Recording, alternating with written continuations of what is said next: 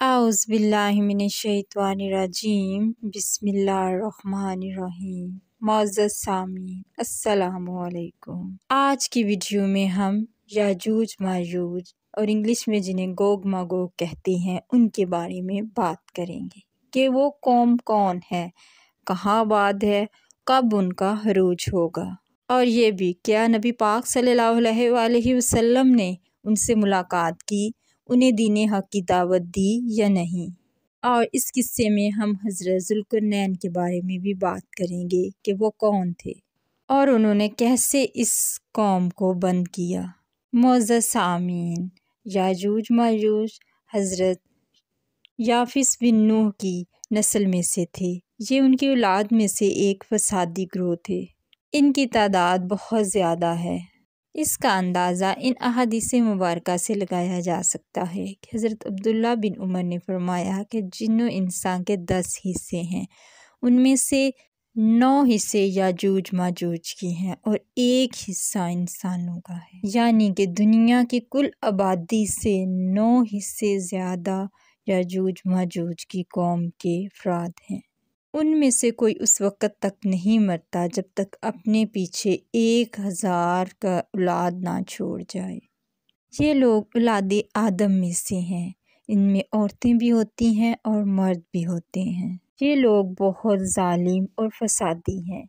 ये लोग बड़े जंगजू और खूनी किस्म के होते हैं। ये लोग बिल्कुल जंगली और वहशी हैं। ये लोग जानवरों की तरह रहते हैं। इनका खाना पीना भी जानवरों की तरह है। ये लोग ना पानी छोड़ते हैं, ना दरख्त छोड़ते हैं, ना ही जानवर छोड़ते हैं, हर चीज़ खा जाते हैं।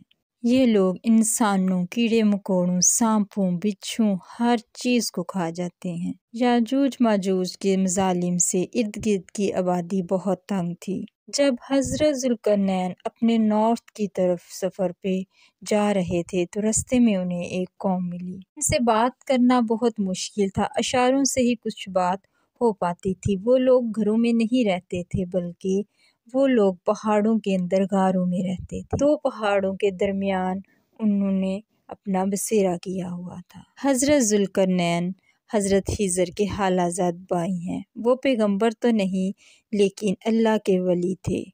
उन्होंने हज़रत इब्राहीम अलैहिस्सलाम के हाथ पर बैत की। कुछ अरसा उनके साथ रहे।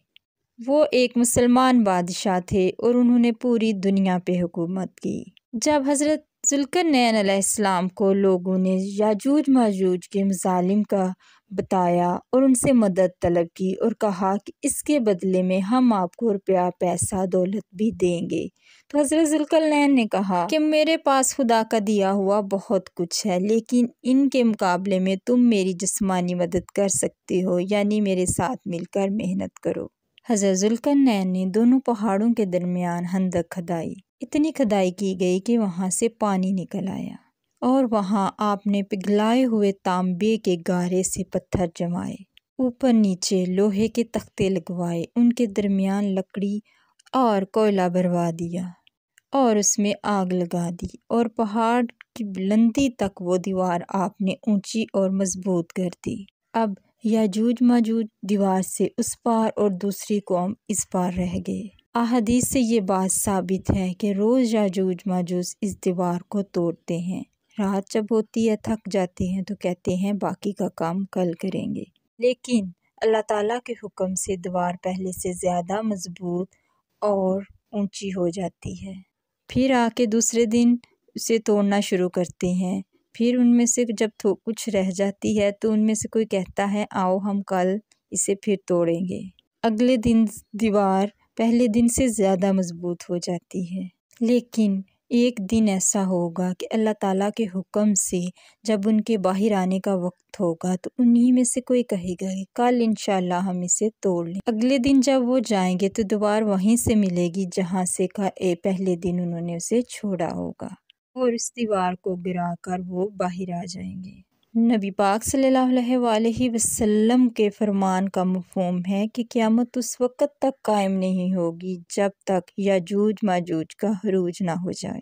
याजूज माजूज की ज़ाहिर होने का वक्त वो होगा जब हज़रत ईसा दज्जाल को कत्ल कर चुके होंगे اور وہ مسلمانوں کے ساتھ طور کی پہاڑی پہ چلے جائیں گے۔ وہ کہیں گے کہ دنیا پہ ایک ایسی قوم ظاہر ہونے والی ہے جن کا مقابلہ ہم انسان نہیں کر سکتے، اس لیے وہ مسلمانوں کے لے کے طور کی پہاڑی پہ چلے جائیں گے۔ ان کے نکلنے سے دنیا میں ایک فساد برپا ہو جائے گا، لوگ جہاں بھی جائیں گے تباہی مچا دیں گے، یہ دنیا کا سارا پانی پی جائیں گے، سارے انسانوں کو مار دیں گے، سارے جانور کھا جائیں گے۔ جب وہ زمین پہ موجود لوگوں کو مار دیں گے پھر وہ کہیں گے کہ اب آسمان والوں کی باری ہے، اور اپنے تیروں کا رخ آسمان کی طرف کریں گے۔ اللہ تعالیٰ کے حکم سے جب ان کے تیر واپس آئیں گے تو ان پہ خون لگا ہوگا۔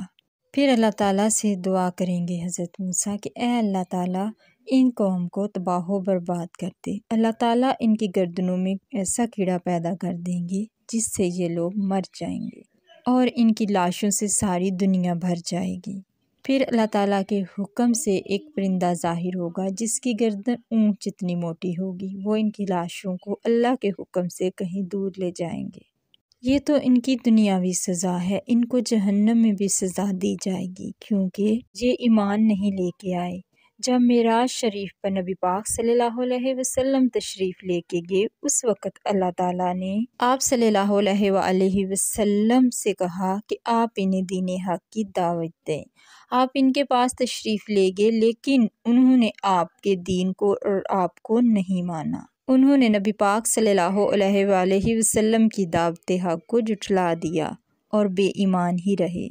اس پر آپ صلی اللہ علیہ وسلم نے فرمایا کہ یہ اور ان کی اولادیں ابلیس کے ساتھ جہنم کی آگ میں جائیں گی۔ ان کے مرنے کے بعد زمین پہ برکتیں نازل ہوں گی، زمین پہ اتنی بارش ہوگی کہ وہ بالکل برابر ہوگی، آسمان کو حکم ہوگا کہ اس پر پانی برسایا جائے، ہر طرف امن کا دورہ ہوگا، برکتیں اتنی زیادہ ہوگی کہ تھوڑا سا دودھ، ایک گائے بکری کا دودھ پوری جماعت اور قبیلے کو کافی ہوگا۔ معزز سامعین، یاجوج ماجوج کا آنا قیامت کی نشانیوں میں سے ایک نشانی ہے۔ اللہ تعالیٰ ہمیں قیامت کی ہولناکیوں سے بچائے، آمین۔ معزز سامعین، اگر آپ کو ہماری ویڈیو اچھی لگے تو چینل کو سبسکرائب اور ویڈیو کو لائک ضرور کیجیے گا۔ آپ کا ہماری ویڈیو دیکھنے کا بہت شکریہ۔